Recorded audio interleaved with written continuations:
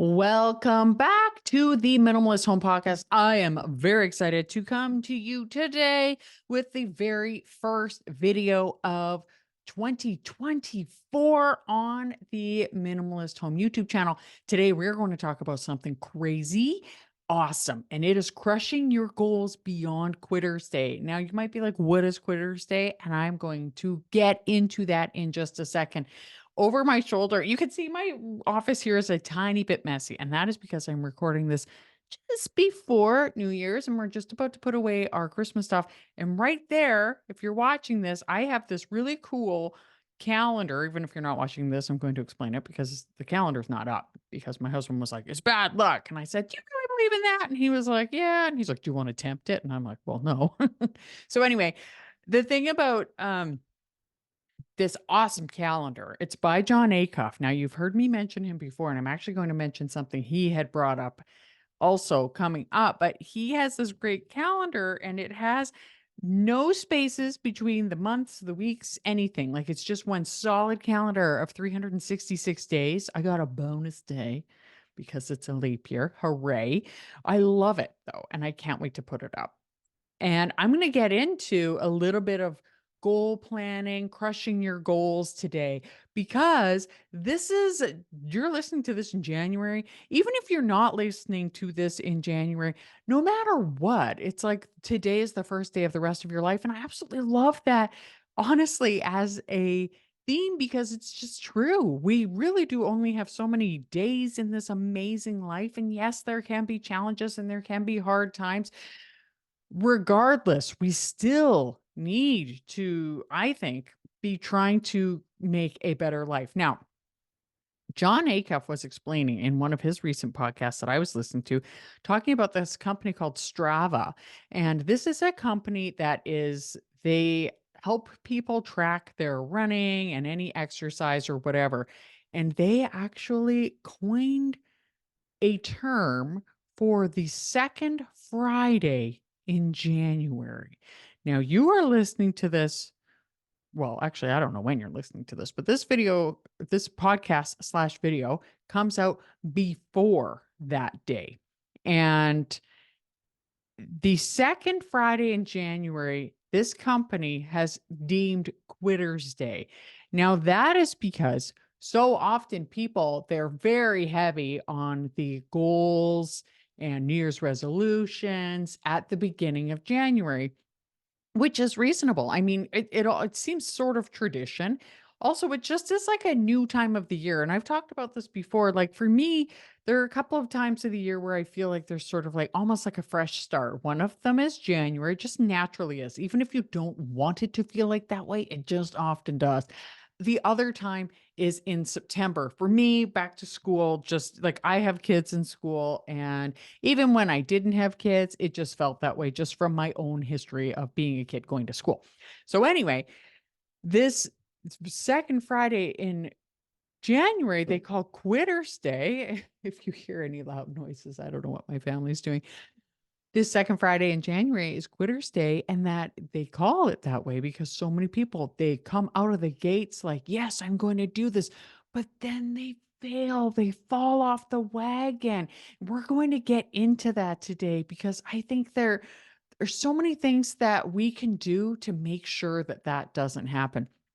And a big part of it is that we can really arbitrarily just decide, hey, it's, you know, the new year, I want to lose weight or I want to declutter my house. And we're going to use decluttering of the house as an example because so many of the people in this audience are really into decluttering their home, which I, of course, feel like it's a very, very important thing.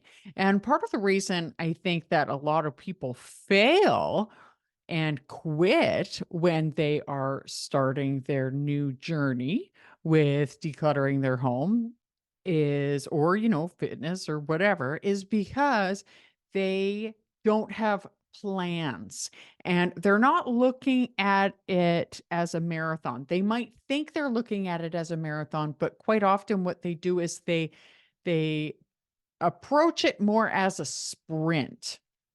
So let's get into that a little bit. Now, one of the big things is when we are starting something new, and I really like this analogy of a marathon. So, say you wanted to run a marathon, and say it was, December the 29th, and you said, "Oh, I'm going to run a marathon this year. You know what? I'm going to run a marathon in January. Every day I am going to run." And the funny thing is, how would that work for you if you were just like, "I'm going to run. I'm just going to run a marathon every day." Or I'm just going to run every day. If you started, I'm going to run 10 kilometers every day. If you started running that 10 kilometers every day, starting on January 1st, how would that work out for you? Your body's not ready for it. Your mind isn't ready for it. You're probably going to have some injuries. You're going to find that it's very hard. There might be issues that you haven't thought about as far as like nutrition and water and sleep and training and stretching, all of these things we hadn't thought about. So when we come out of the gate on January 1st, we can really kind of fall flat. And I think one of the best things that we can do is to prepare for it. So, how could you prepare for that? Say you wanted to run a marathon. How could you prepare for that? Well, it would be good. And you don't necessarily say, I on December 28th or 29th, I decided I wanted to run a marathon. What could I do on January 1st to make sure that I was successful? Maybe that means starting out slowly. Maybe that means gathering a little bit of information and going for a short walk or something like that. Now, I don't want to say that, information gathering is a great way to spend a lot of time. I think that people doing research can also be a form of procrastination. It can hold us back. It can make it very hard for us to um, get going. We can just say, "Oh, yes, I'm going to be information planning, blah, blah, blah." On this particular YouTube channel, you may be watching to this. I mean, some people are listening, which is great. Oh gosh, actually 4 years ago, I thought, because this originally was a gardening YouTube channel, 4 years ago, I was like, I am going to do a different kind of channel altogether. And what's so funny is I spent probably 3 months researching and never made a change, which I'm very grateful for because it was a completely different niche than I'm in now. Basically, in 2020, I just sort of went the house route, minimalism and all of that.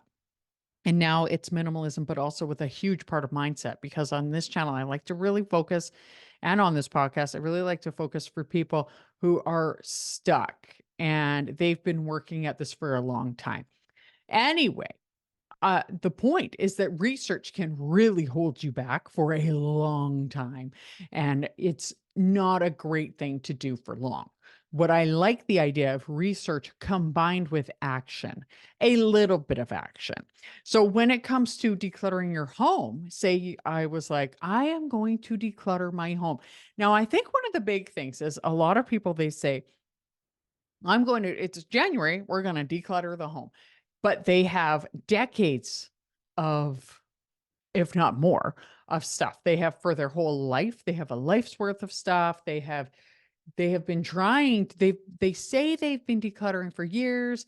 Oh, I'm going to clean the garage, or I'm going to clean the storage room, not realizing that this is sort of like an ongoing thing that never really gets resolved. It's sort of like, say you had a room full of bookshelves and everything fell off the bookshelves and you put them all back up and you were like, these bookshelves are so cluttered, and you take them all off and you put everything back up. We're not actually tackling the problem. We need to actually start removing things. So I think one of the biggest things is, instead of looking at your decluttering of your house as something you're going to do in January or just on the weekends, say to yourself, I'm going to give myself about a year or 6 months, something like that. It's even like where women, they have a baby and then they're like, oh, they're frustrated that it takes so long to lose weight. Meanwhile, it's like it took 9 months, well, 10 months really, to put that weight on. It's going to take like minimum that amount of time for it to come off. And it's the same with decluttering. Like, hopefully it doesn't take decades to declutter, but often it can. Often people work at it for a really long time because they're not actually approaching it the right way. Now, one of the very best things you can do as far as success goes is, first of all, saying to yourself, this is not going to be me. I am not going to be one of those people who comes up with this goal and then just lets it fail yet again. You are going to be one of the outliers in creating goals. You're not going to fail by or on or just after Quitter's Day. No, you are going to reach your goal this year. You are going to get it done. And what you're going to do, number one, is you're going to be consistent. Now, consistency when it comes to goal setting doesn't mean being 100% of effort every single day. I think that there's a really great thing I saw on Instagram, and I'm going to put it on the screen if you're watching this on YouTube. One of the best things is just recognizing that consistency, some days it will look like 90%. Some days it'll look like 100%. Some days it's going to look like 5%. Some days it's going to look like 75%. It doesn't always have to be 100% consistency. I think one of the very best things is just to recognize doing a little bit better every single day, trying to make today a little bit better than yesterday. And sure, the odd time you might have a day that is just a write off or it just went completely sideways. And that's okay, because the best thing is just saying, like, having grace with yourself, but realizing, like, say out of 365 days, if 355 of those days or 350 of those days you were moving forward, imagine where you would be. And I always like to say, if you did an hour of decluttering a day, which is a lot, but if you did an hour of decluttering a day, you would have 365 days of decluttering, or 365 hours of decluttering under your belt. If you even just did half an hour every single day, half an hour, and we're going to get into how you could make that happen, it would be 182 and a half, or 15 minutes a day would be just over 90 hours in a year. Think about how much you could get done in your house if you did 90 hours in 1 year. 90 hours of decluttering, of getting rid of things, of organizing, of putting things how you want. What would your house look like? How would that feel for you? Just picture it in your head. I love that idea. And just that little bit of work. So even 15 minutes a day. And in our Untangled group, there is a group there of people in our membership group. They call it Team 15. And they came up with this themselves, which I absolutely love. And they, every day, they will post what they did for Team 15. So consistency is one thing, the key ingredients for success. Consistency, then having a plan. So the importance of a well planned out goal is how you can reach it. So say you were like, I want to declutter my house. I like the idea of saying, what is your plan? So are you going to do, number one, are you going to do around 15 minutes a day? Now, when I get back to when I talk about consistency and I say that, sometimes it looks like 5%, sometimes it looks like 100%. Maybe you'll say, my goal is to do 15 minutes a day. One of the ladies in the group the other day, she said she did, I think she said it was like 2 hours. But then other times she's like, I just did 5 minutes, which I think is the perfect representation of that consistency. So you could say, I plan on doing 15 minutes, but some days it'll be 1 minute. Some days it's basically just walking past the countertop and clearing off one piece of paper or something like that. And other days you're like, I'm on a roll. I'm enjoying this podcast I'm listening to. I'm going to make that happen. And that brings me to, what is your entertainment for your plan? Now, I always say that I like to have entertainment when I'm doing things. My husband, he's the exact same way. We both have ADHD. Two of our kids have ADHD, and entertainment is the way to make things happen. I have AirPods. I don't know where they are right now. Thankfully, I can find them with my phone, and I will pop them in. And if you're watching this on YouTube, by the way, this is how I will actually usually show myself cleaning when I'm doing one of these podcasts. And you can just watch me tidying up and cleaning, and I will have my AirPods in because it just makes time fly by. And quite often I'm like, oh man, I'm done. Like, I'm not even done my podcast yet, which is wonderful. So what is your plan? Your plan, how many minutes a day are you planning on doing it? How are you going to entertain yourself? Are you going to put the TV on? Are you going to put on one of my YouTube videos or somebody else's and work along with us? Are you going to put on a podcast like this one or a different one or an audiobook? Are you going to put on music? So we have, w- how long? How are you entertaining yourself? And then I think the other great idea is, what is your strategy for places? Are you going to, where are you going to start? One of the big things I always talk about, and what's just finishing up, is the Inside Out challenge on my that I'm doing right now. Is we talked about where to start and what a great place to start is. One of the things that I talk about in Untangled is, where's a good place to start? Should you start in the garage? I do not think you should. And that quite often is where people start. Should you start with other people's things? Never, never, never, never. Where should you start? I love people starting in the junk drawer. That's one of my favorite places to start. For me, quite often I have to do my junk drawer here and there.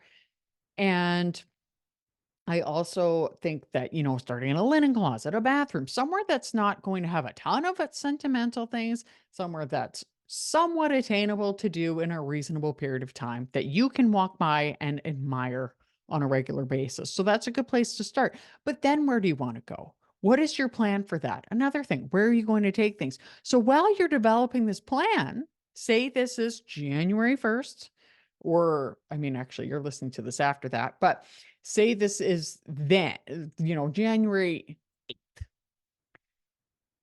you are like, okay, this is what I'm going to do. Today, even while you're developing your plan, I want you to get up, do a little bit of decluttering, because you have taken one awesome step, and that is, you are moving forward. Because even while we're planning, we need to have just a little bit of action. So our brain is like, oh, we're doing this. So you have got how long you're going to do it, how you're entertaining yourself, where you're starting, and the path you're going to take, where you're going to donate things, what you're going to store things. So great. Consistency, your plan. And then we're going to talk about endurance. So endurance is so important for overcoming obstacles and setbacks. This can happen. There's a real thing called resistance. There's a great book. It's called The War of Art. It's by Stephen Pressfield. And I will link all of these books below. I highly recommend them on Audible. He has his book is wonderful, and I love Audible, and I will listen to it on many, many things. Especially when I'm cleaning, I will put my AirPods in and listen to it. And this book, even if you're not doing any kind of like writing or art, because he talks about writing, but he just says every day, consistency. This is how we do it, because resistance will come up and resistance will say, I'm tired. We're done with this. And this happens so frequently.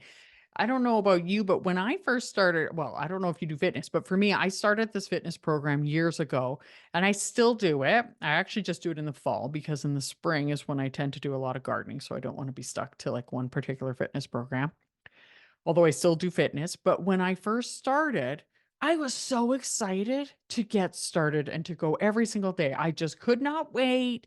But after a couple of weeks, I just didn't want to anymore. And that's your brain. Your brain is like, whoa, whoa, whoa, we're making changes here and I am uncomfortable with it. So I'm going to make you want to quit.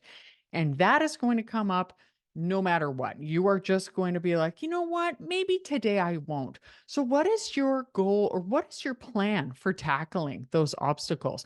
Are you going to say, you know what? If resistance comes up, I still am going to do a bit of decluttering every day. And maybe that's when you start bringing in the awesome strategy of rewards for yourself. Maybe you're going to do rewards every day. I always say tea is one of my biggest rewards. I love tea. I love drinking tea. It's just something I love. And anytime I do something, I basically reward myself with a cup of tea afterwards. Now, I'm not saying that I'm just like only rewarding myself with tea. If I'm going to do something big, there might be something else. Maybe it's a dinner out with my husband or with my girlfriends or something like that. Maybe it is, an actual object. But if I'm bringing something in my house, at least one thing is going out. And of course, if you're decluttering your home, you're going to have things that are going to do that. And I think one of the biggest things is how can you work past the resistance and the quitter's day and all of that is having support. And also understanding that sometimes something deeper is going on. And in my Untangled membership, which the doors open in a couple of days, that is where we tackle the mindset because a lot of people don't even realize that they have huge mindset reasons for why they still have clutter. If you think about it, have you been trying to declutter for years, like, or decades even? Or you've been organizing and you're like, why am I still stuck here? It might be that there is some kind of a mindset thing. Perhaps there are some beliefs that are instilled in us from our childhood. There might be patterns. There might be generational things that are stuck with us. And that is one of the things. I did it over 6 weeks, but it's in there now. You can watch it all, although I definitely would recommend spreading it out a little bit. And you can go into what some of these things are. Like maybe you were affected by family members who were raised or alive during the Depression. I know in my house and my family, that was a big thing. My mom always says, you keep things for good.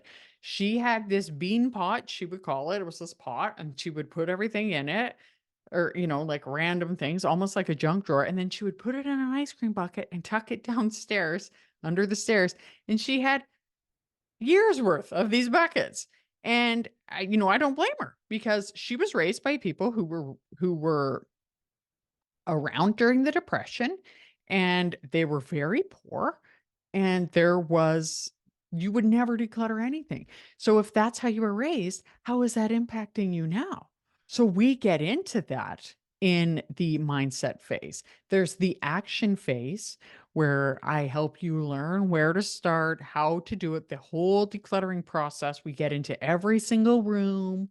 There's also the momentum phase, which is great. So say you're actually like largely decluttered, but you don't want to slide back into having cluttered habits and shopping issues, because even for me, there are times where I realize I will reach for my iPad and be like, maybe I just want to do a little bit of shopping. Like when I dropped my son off at college and I was sad. So we get into momentum so you can really practice. And there was a great lady who was in the membership named Julie. She was doing okay with her decluttering, but she said she was just stuck on certain mindset issues. She did it. She worked through them and then she left the membership, which is great because she did that. She did the momentum stuff and she worked her way through. It was a wonderful way to do it. And we have those 3 phases. There is a monthly call. There is a great one coming up. And let me just check the date when this January's is coming up, and it will be January the 16th. It is going to be amazing. We are getting into a very, very fun mindset topic and creating a vision for the future so you can get through this wonderful year with just incredible success. So I am very excited to tell you about that. And one of the best parts, I think, is the Facebook group where they are in there supporting you. So anyway, you can go to minimalisthome.ca untangle to find out more about that. And if you're listening to this after the doors open on January 8th, then you can sign up. If not, get on the wait list because then I will email you right away. So that is one of the things you can do. I want to get back to the podcast now, but that's one of them. So we have got the strategy, ingredients for success, consistency, the plan, endurance, because you are going to make this happen. You're going to go beyond quitter's day. You're going to make it happen because the thing is, the point of the decluttered home is not just like, oh, I want to get this done. No, like why? Because the clutter's bothering you. Maybe sometimes you're like not noticing it, but there are other times where you're like, I am noticing it and I am really bothered by how when I want to cook, I have to, you know, clean up the kitchen all the time because there's just stuff everywhere, or I can't find this, or cleaning is hard, or it makes me feel bad. I can't relax. One of the biggest things I did, and it was a Christmas time years ago. Oh gosh, 5 or 6 years ago. Maybe it was 6 years ago. And I just read this article that said that clutter was worse for women. And I thought, oh my gosh. And it said because women, we can never relax. And I thought, holy smokes, they're absolutely right. So I think that is one huge thing. So the other thing I want to talk about is setting realistic expectations. So being consistent and having those awesome expectations, saying, okay, realistically, I have set myself that I'm doing 15 minutes a day, but I understand that the odd day, and I mean the odd day, it's going to be less than that because you have a goal that you want to reach, right? So yes, some days maybe you have family in town or you have like an important doctor's appointment or you have, a kids event to attend or whatever. Maybe you are in, little kid years and there's a day where literally it's just go go go from, breakfast to bedtime. That might be the one day a week where you're like, okay, I'm probably not going to get too much done today, but maybe I'll do a little bit more the day before. Because if you do it the day before, then you know that you've kind of covered your bases instead of saying, oh, I'll do it the day after, because it's always kind of harder to leave things for another day. My husband will say, mañana, mañana, right?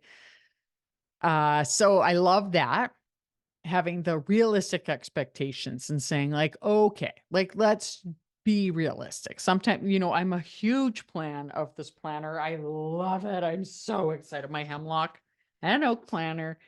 Oh, it's so beautiful. And I'm so excited now that I can use it because it is the new year. And let me see, where are we here? And I have written everything out.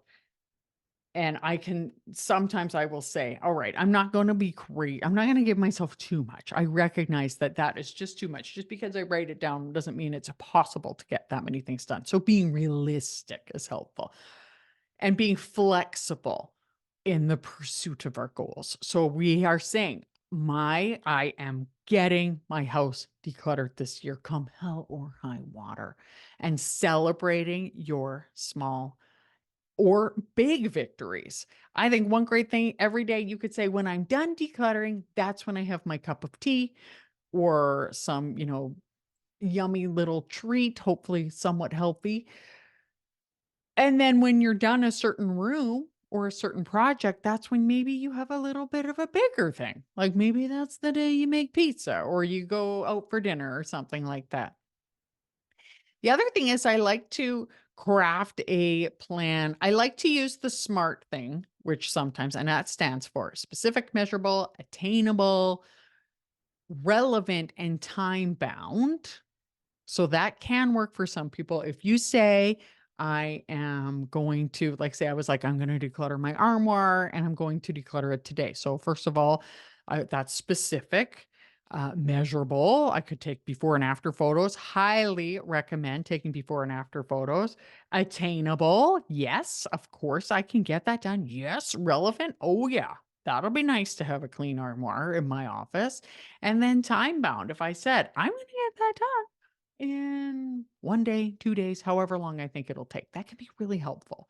And then breaking things down into smaller things. Some people, they're just like, I don't know where to start. And I think one of the biggest things is sometimes, and when I say like which area to start, they're just like, they're overwhelmed. And it's like, what's the very first step that you have to take? Get up, walk over there, open the cupboard drawers or doors, right? What is the very first step? I always talk about having the bins and boxes ready. I'm not going to get into that today. I get into that in Untangled and in many, many, many videos.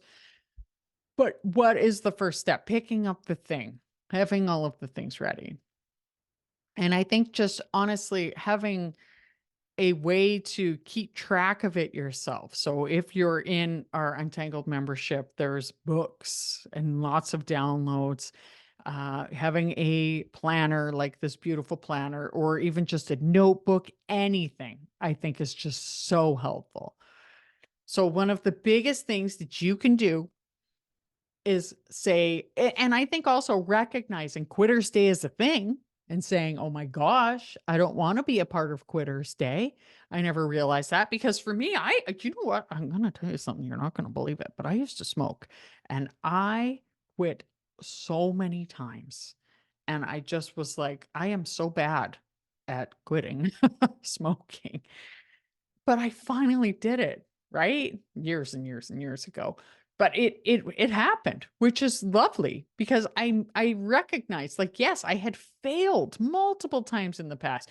New Year's, oh, I'm gonna quit smoking. Then I would be starting again, that day or a couple of days later. Felt awful about myself. So saying to yourself, it's okay, I'm human, I've made mistakes, but this is the year where it's going to happen, because I have the support I need. I have people in my life who love me. You can tell people about your goals. Some people don't like to tell people about their goals. They like to keep them private. If that's you, sometimes that works better. I think that's good, but have grace with yourself, but say enough's enough.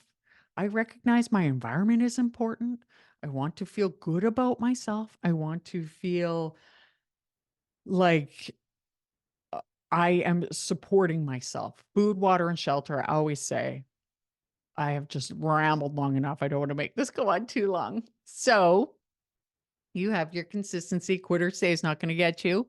You got your plan, got endurance. You're going to make it happy. I'm so excited. Now I'm going to tell you something. If you're listening to this on one of the podcast players like Apple Podcast or Spotify, please leave a review. There's one review. And I would love to see more. I would absolutely love to. Thank you. And if you are watching or listening to this on YouTube, please comment below. Tell me what your goals are, how you plan on keeping consistent. I cannot wait. Also, let me know any topics you're interested in. Head over to minimalisthome.ca/untangled. It's going to be amazing. And thank you so much for watching and listening, and I'll see you next time. Bye.